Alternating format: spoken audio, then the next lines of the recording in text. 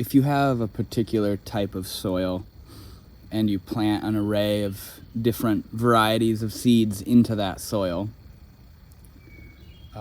it's true that certain seeds and varieties are going to flourish, while other varieties are going to suffer and be deficient and not grow as well. But if you change the soil conditions, those seeds which suffered in the previous soil condition will then be the ones that flourish, and the ones that were flourishing in the previous soil conditions will then be the ones to be deficient in that new soil condition. More or less what I'm saying is that soils, different conditions of soils, are better for different varieties of seeds and plants. And this goes for us as well. This goes for us as well, where in a particular environment, you can think of the world around us and the habits and the people we associate ourselves with as the conditions of our soil. When we are living in a certain soil condition, certain things within us will flourish. And that doesn't necessarily mean just the good things either. It could very well be the bad things that flourish within us when we are associating ourselves with a certain environment. When we plant ourselves in a certain condition, in a certain environment, we are going to reap the fruits of that condition. When we associate ourselves with a certain environment, certain things within us will grow, will take root and grow. And in that environment, certain things will then die and become dormant. And that may, for a temporary period of time, be good to have those things within us become dormant. Like, say, anxiety, If you have lots of anxiety and then you situate yourself in an environment where that anxiety begins to not be able to thrive in that environment and then dies away, that's good. That's good. But then if you move out into a different environment, one that could potentially re-induce that anxiety, that's not good. That shows you that these traits within us, these intrinsic qualities of ourselves that are either thriving or dormant, we're not getting rid of them. We're not overcoming them. They're merely in our point of attention or not. They're merely apparent or not apparent. And that very thing I just said, the fact that certain traits are prevalent and apparent in certain environments, and then other traits are dormant and sleeping in other environments, that sort of dictates and modulates the way we live our lives.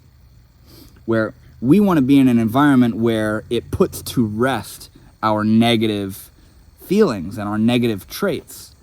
We want to feel good and happy and having a good time and joyful and chilling and, engaged in our interests, and that there's a whole spectrum of how that takes place for everyone. That looks different for everyone. So because it looks different for everyone is going to be at their best. They're going to be operating at their utmost potential in different environments.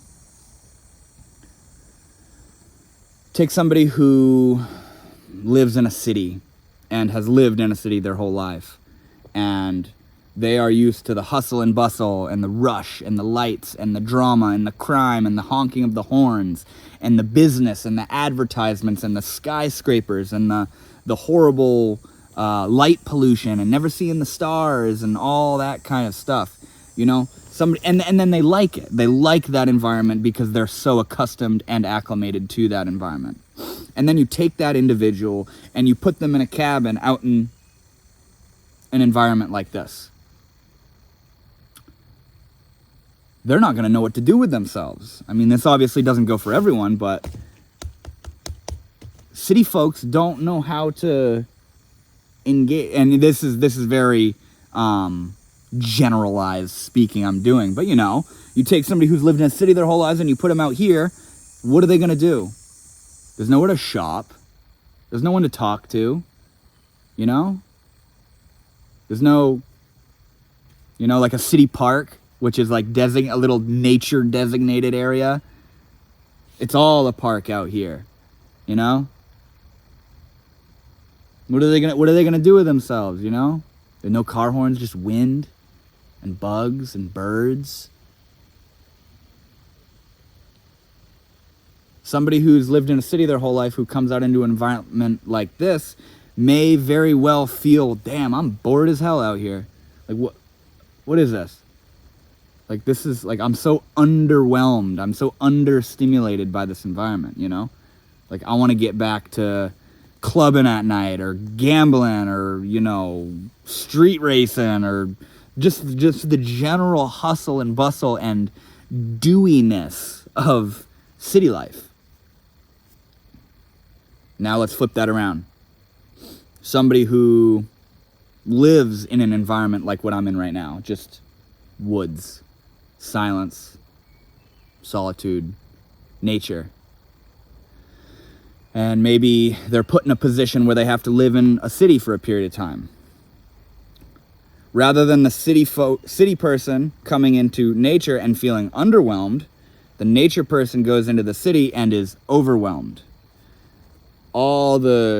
You can't see the stars, you can't hear the wind roaring through the trees, you can't hear the birds, there's no diversity of species around you. There's just metal and plastic and LED lights and people talking and bumping into people because there's so many people, and car horns and crime and people fighting and bickering and drama and just too much. And the nature dweller going into the city feels, I can't handle this, man. This is just too much. This is just too much, And they don't enjoy it, and they want to get back to nature in the same way that the city person wants to get back to the city. What this is pointing to is how in the city person's chilling, but then they go out into the nature, and now all this stuff starts to come about. All these conditions, the conditions that their happiness and well-being is dependent on, was messed with in changing their environment. And this is kind of self-explanatory, but really it's pointing to when you situate yourself in a certain environment for a prolonged period of time and then develop what's colloquially called the comfort zone, and then you go out beyond that, you go somewhere you don't usually go, you do something you don't usually do, all this stuff comes up, whether that be positive or negative. Maybe the city person comes to nature and really says, what have I been doing in the city the whole time? While another city person comes to nature and is just, the hell do I do out here, man? Get these bugs off me. It's dirty and it's sweaty and it's yucky and it's scary and it's boring and it's, what the hell am I doing out here, man? I need more structure. I need more boxes. I need more stuff to do. I need more culture. This is too bare, naked, empty, raw. This is too natural for me. And then the nature person goes to the city, and they're in the same mess that the city person is. They get into the city and they can't handle themselves. They lose it. They lose their ground. They lose their comfort zone. And then they emanate negativity and all this toxic stuff, which was dormant in the woods for them in nature, then rears its ugly head, and they're a mess. They're a mess, and they're mean, and they're uptight, and they're impatient, and they're just generally negative because they've gone into an environment which they haven't adapted and evolved their ability to be happy in that environment. You see what I'm saying? So our well-being is dependent upon this environment, that environment, and that kind of stuff. And this goes far beyond living in nature or living in the city. It goes for like culture shock, where you live in your little comfort zone, whether that's the city or nature or whatever it is, and then you travel to South America or somewhere in Europe or India or something, and you are just, melted in your shoes in fear and paranoia and xenophobia and language barrier, and you just want to isolate. And like when I went to Mount Shasta, California, not only was that my first time ever traveling as far from where I live as that, but I did it alone too. So there was no one around me that I knew.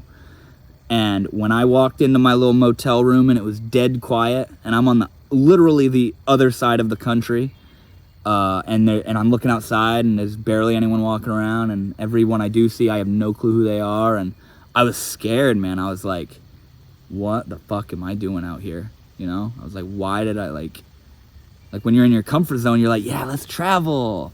And then you get to your travel spot and now you're freaking out because it's different and you're not used to it. It's not familiar. Everything is different, We often don't like change in general. We don't like when things just suddenly are different, So yeah, culture shock. That's another one where we're chilling in our comfort zone, and then when we go somewhere else, we go outside of that comfort zone, we are uncomfortable, For another example, someone who, and this stuff always goes vice versa, you know what I'm saying?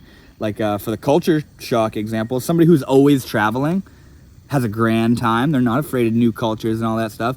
But then once they settle down somewhere, they feel trapped, they feel claustrophobic, they feel constricted, they feel suffocating, and like, I need to move, I need to go somewhere, I don't want to be in one spot all my life, you know what I'm saying? So this stuff always goes hand in hand with the other one, And for yet another example, take someone who, introverts and extroverts.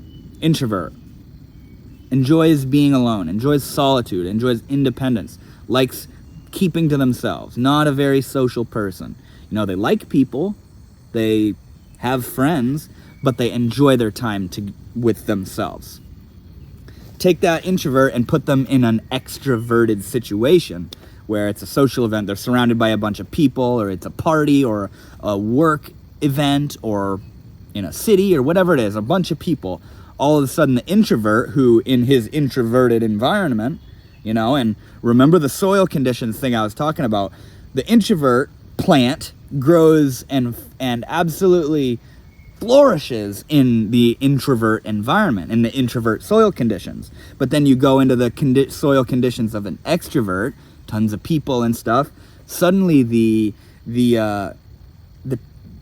introvert is having a hard time. The introvert is embarrassed and shy and feels a lack of confidence and full of shame of who they are, and they don't know how to carry a conversation, and they're scared and paranoid of everybody around them, and they're being very judgmental and hypercritical of everybody, and they're just a mess. They're just clammed right up and can't just let into that social environment.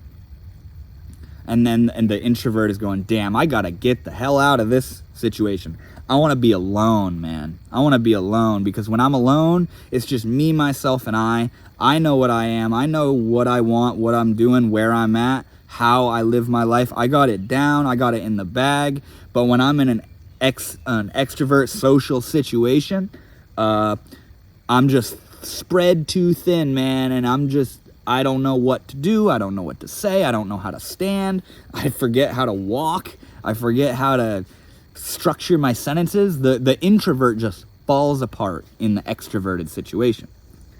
Now, flip that around. Take an extrovert who loves to be in the presence of people and loves to go partying and loves to just do social events. You know what I'm saying? Put the extrovert and has tons of friends and is always talking to their friends, and every single evening and every single weekend they're out doing stuff, you know. Take the extrovert, put them alone in the introvert environment. Take the extrovert, uproot them and transplant them back down into the introvert soil. The extrovert, oh my God, who am I? Why am I alone? I feel so lonely. I feel incomplete. I feel bored. I feel inadequate. I feel like I am not enough.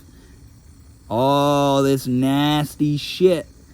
Dormant seeds start to come up, start to bubble up to the surface. The extrovert gets just as uncomfortable when they're alone. They need validation. They need the stimulation of other people's ideas. They need stuff going on around them. They need a group of other people to carry the conversation while they fall back on just listening. You know what I'm saying? The extrovert in a solitary introvert environment begins to fall apart as well. So you can see how not only is it vice versa, but in each particular person, when they go into that counter environment, that environment that is counterintuitive to how they are as a person, toxic stuff, nasty stuff, negative tendencies begin to come to the surface. I want to provide you one more example. And that is being single versus being in a relationship. Someone who's single and is happily single, they know what they're doing, man. They're having a good time. They're independent. They go out and do stuff with themselves. They'll talk to people. They'll make friends. They have friends. They have people in their lives, but they're single. They're not in a romantic relationship. And they're chilling. They know what they're doing. They have their projects. They have their routines, their healthy habits. They wake up. They, go to work. They come home. They have their what they do. You know what I'm saying? They live their life and they're on their own and they're chilling. And they're doing really good. They're really healthy. Their mental health is in order. They're connected and aligned on a spiritual level. They feel connected to nature and connected to the people around them, and they're having a good time. And when a situation gets heated and they get angry, they can cool themselves out and they can settle themselves down, and they're a pretty even, well-rounded individual. But then that single person who's not in a relationship, through the happenings of the universe comes this other person who, through their interaction, they begin to develop this romantic connection together. The person who is comfortable and chilling in his or her independence begins to develop feelings and relational stuff with this other person that came into their life in a romantic fashion. And now, all of a sudden, jealousy, anxiety, worry, feelings of not being good enough, past traumas. Am I enough? Did I say the right thing? Did I say the wrong thing? Did I say too much? Did I not say enough? Is this who I want to be with? Do they want to be with me? What's going on here? Oh my gosh, do I look good enough? Am I this? Am I that? All this shit comes up. Out of where? Where did that come from? Because it was all there. It was all prerequisite stuff that was seated deep, deep, deep beneath the surface of this single individual's consciousness. And then they get into a romantic situation, and out comes, it's like floodgates opening of all the stuff that has to do with that person in a romantic situation. You take the single person in the single person soil and then transplant them into romantic soil, and now this single person is a whole different cat altogether. They're a whole different individual. Now all this nasty stuff of jealousy and possessiveness and obsessiveness and objectification and lust and greed and paranoia and anxiety, all this stuff comes out. Where did that come from? Where did that stuff come from?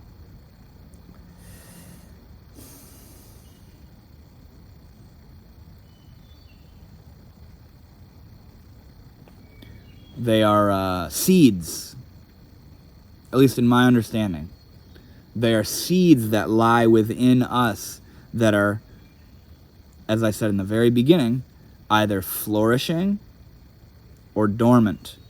They are either at the forefront of our consciousness, or they are lingering deep, deep below on the undercurrent of our subconscious.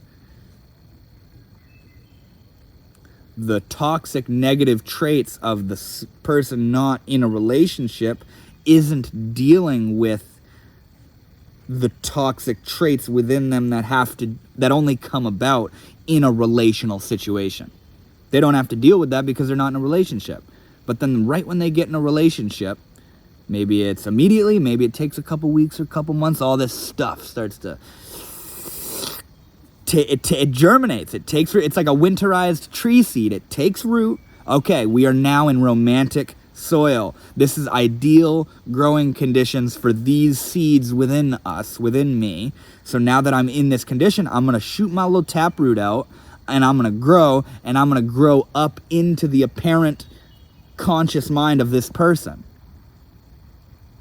And the seeds that fall asleep and become dormant in a certain environment, they are usually the not so good things about ourselves, because the environment that we're living in is often the one most oriented around what we want to do with our lives, at least hopefully and ideally.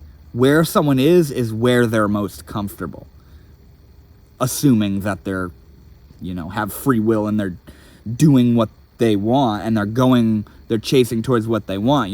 Somebody who lives in the city, they probably kind of want to be there, you know what I'm saying? And if they don't want to be in the city enough, they're going to find a way out. You know what I'm saying? If the person living out in solitude in the woods doesn't want to be alone anymore, they're probably going to find a way to reintegrate themselves back into social situations, It's crazy, man. What I'm talking about is how in one environment you can think you're a really well-rounded individual and you got it down, and your mental health is on top. You're on top of your mental health. You're on top of your physical health. You're compassionate. You're wise. You're clear. You're kind. You're loving. But then shift your environment. Shift the components of that soil just a little bit, and suddenly all this other stuff that was once dormant begins to grow within you. And suddenly you realize, oh wow, I have lots more work to do than I thought I did. I have a lot more shit to iron out and soothe out and to work with than I thought I did. And the way to work with those nasty tendencies that only come about in certain conditions, I think, are to stay within those conditions for prolonged periods of time, to familiarize yourself with why that stuff is even in there. Ram Dass, a beautiful teacher, said, if you think you're enlightened, go spend a week with your family. Because your family knows how to push your buttons. Your family knows how to bring you right down. Go spend a week with your family and then see how enlightened you feel. Another Ram Dass example is, this person said, Ram Dass, I'm living in the city and I just feel like my spiritual practice has stagnated, and I want to take you in as my teacher. What are your instructions of how I can progress spiritually? And Ram Dass says, keep living in the city. And that's precisely what I'm talking about here, is if you're someone who lives in solitude and is just on top of your game, living in solitude, or more precisely, living in nature, and then you go out into the city and you're just this troll, you're just this negative gremlin when you're out and about in public, even like at the grocery store or the gas station or whatever it is, you need to spend more time in those environments, because how are you going to smooth that stuff out if you just keep retreating back to your comfort zone? If you're somebody who is afraid of different cultures, xenophobia, if you're somebody who has a hard time traveling and going out of your town or city or state or country, maybe you should spend some time traveling around and seeing different cultures, seeing different environments, seeing different ecological systems, ecosystems. And yeah, it's going to be scary because your comfort zone doesn't encompass that stuff. So spend some time traveling around, you know? Familiarize yourself with that. If you're an introvert, somebody who has a hard time in extroverted social situations, put yourself in those situations. It's okay to make a fool of yourself, you know, because making a fool of yourself is a sign of growth. We don't, you know, why? What makes you a fool? What makes you think you made a fool of yourself? You know, put yourself in those social situations. Talk to people, make friends, communicate, engage with people, go to parties, like recently I've been going to raves and shit. It's fun, and I have like a group of friends that I hang out with, and like I used to just be this little solo cat, you know, like just doing my thing in my own world, aligning my chakras, trying to reach samadhi. And then now I'm engaging with people, and I'm going to these social things, and I'm hanging out with people, and I'm coming out of my bubble a little bit. And at first I wasn't too fond of it. I wasn't really digging it, but then I started to like it more and more and more, and now I really enjoy spending time with these people, you know? So if you're an introvert, spend some time in extroverted soil, you know, because it will help you to adapt and to acclimate to that. And when you put yourself in that negative environment, the toxic shit will root and grow and show itself, and then you can work with it. Because how will you work on your negative shit if you don't know what your negative shit is? If your negative stuff isn't at the forefront of your mind, how are you going to work on it? You know, you can sit in your comfort zone all alone, having a good time, or out with people, you know, and you can hypothetically imagine what could be wrong in another environment and say, well, maybe just don't feel like that, don't think like that, don't do that. But then when it comes down to actually being in that environment, it's not hypothetical anymore. It's actual. It's actual. That toxic stuff is real for you in that moment and requires your attention and care to be worked on and to be soothed out, you know? Now the relationship one is a little different, you know, because everything else I've told you, if you're uncomfortable in this environment, if you're comfortable in this environment and uncomfortable in this one, go over to the one you're uncomfortable with to get a little more familiarized with it. As far as relationships are concerned, that's a little bit different, because I can't just tell you, if you're single, go look for a relationship, and if you're in a relationship, go be single for a while. That's a little more multifaceted, a little more complicated, might not go down too well on one side of the parties, if you know what I'm saying, you know?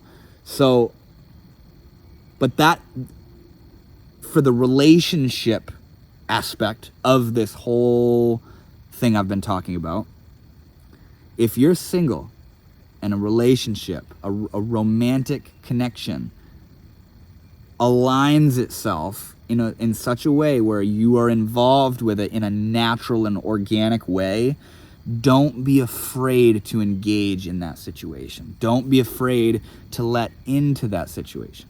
To quote Ram Dass once again, we can't afford to not open our hearts.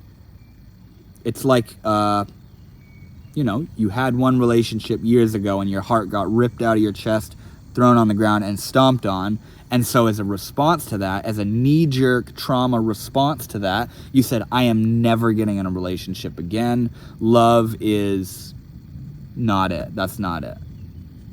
Or, you had a pet, and the pet gets hit by a car and dies. And once again, your heart's ripped out of your chest and stomped on, and you say, I am never getting a pet again because I cannot bear the pain of losing that thing. Well, when Ram Dass says we can't afford to not open our hearts, what he's saying is really the love and the joy and the fulfillment that comes about through having that thing and opening your heart to that thing absolutely outweighs the feeling of pain and grief and loss from that thing. You know what I'm saying? And a while ago, I made a video titled Grief is Love in Reverse, and that's a whole mindset talking about how the grieving process of, a relationship falls apart, or a pet dies, or a family member dies. the pain that you feel is part of the love that you have for that thing. So as far as the relationships are concerned, if you're single and a relationship comes into your life, let go, baby. Let go into that thing. Let go. Let it happen. Don't clench. Don't push off of it. If it feels right, go for it. And as for the person who's, because each of these things I've been saying is the vice versa, for the person who's in a relationship and the opportunity for being single is making itself known and apparent. You're in a nasty, toxic relationship that is deprived of love and affection and attention and care. And the opportunity makes itself known for you to be single and to be alone and to be to yourself. Don't pass it up because you're afraid to be single. Don't pass up a relationship because you're afraid to be in a relationship. I felt like the whole relationship thing needed its own kind of bubble around it because that's relatively different, but the point is the same. Is that when you're in a certain environment and you get comfortable and familiarized in that environment, and then you step out for even a second, it begins the growing and the rooting of things that became dormant when you were in that prior environment. And I think our goal as human beings is to be very well-rounded, holistic, balanced beings. I think it's very easy for us to become spiritually lopsided, energetically lopsided. I go to the gym and I'm friggin' jacked and and I'm shredded, bro. But I go home and cry at night because I'm so lonely and I don't know who I am. Or somebody who I'm friggin' soaring on some Akashic astral alignment, you know what I'm saying, dude? Like I'm vibing and my shit's aligned, but I have a horrible diet.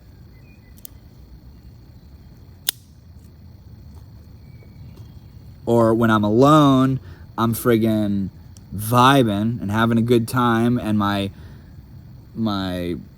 physical, mental, and spiritual is all chilling, but then I get in a relationship and I'm a greedy, manipulative, controlling dickhead.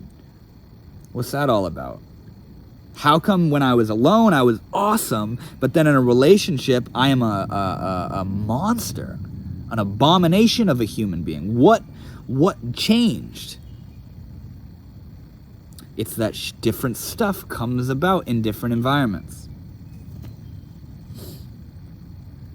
Or I spend all my time hanging out with people, having a good time, doing this, doing that. Every weekend is this and that and this and that, and friends and texts and parties and this, everything. I'm a social Sally. But then I have a day to myself, and I don't know what to do with myself, and I'm bored, and I'm crying, and memories from the past are coming up, and I feel like I'm not enough. I feel insecure and not confident and ugly and embarrassed of myself and ashamed of myself. And you see what I'm saying? You see what I'm pointing to here? So we can't go out and do everything at once. And it's good to give different areas of our life certain amounts of attention for different intervals.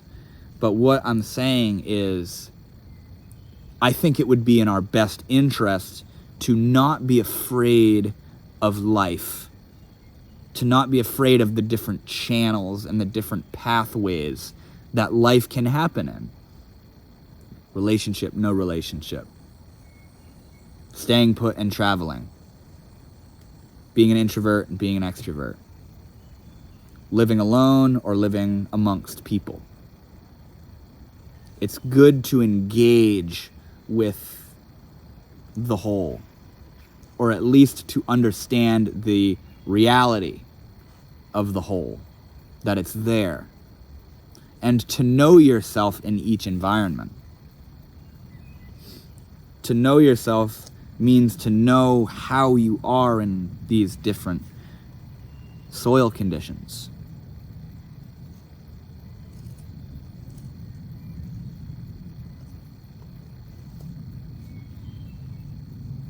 If you want to know what seeds lie within your garden, you need to apply the proper soil conditions for those seeds to grow. If you want to take inventory of what's going on inside of you, be it positive and negative, you need to situate yourself and move about so that those different things can come up. You know? All the traits. Where do you feel most grounded? Where do you feel the least grounded? Where do you feel the happiest? Where do you feel the least happy? Where do you feel the most a part of nature? What makes you feel the most disconnected from nature?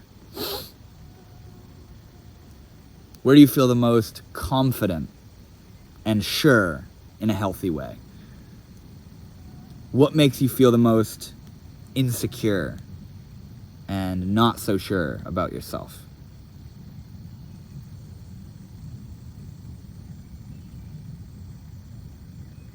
Where do you feel the most lonely? Do you feel lonely when you're sitting alone in the woods? Or do you feel lonely when you're walking through swarms of people who aren't saying anything to you?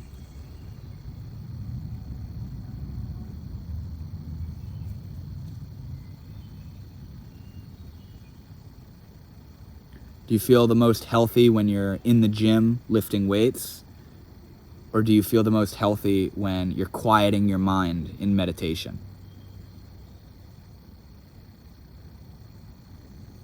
These are all different facets. These are all different avenues. These are all different paths up the mountain. You know?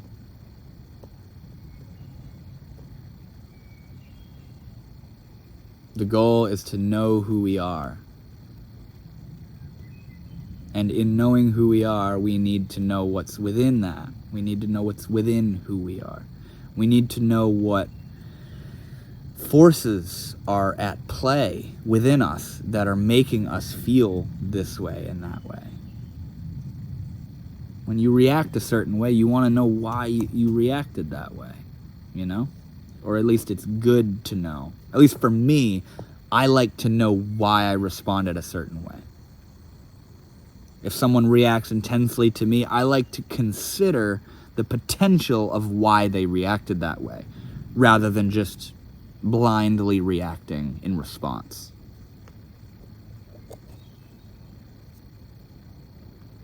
So yeah, I guess the point of this video is to have a well-amended soil. Don't monocrop, as it's called in agriculture, where you grow just one thing. Don't stay put. Shift your environment. Throw some different shit in that soil.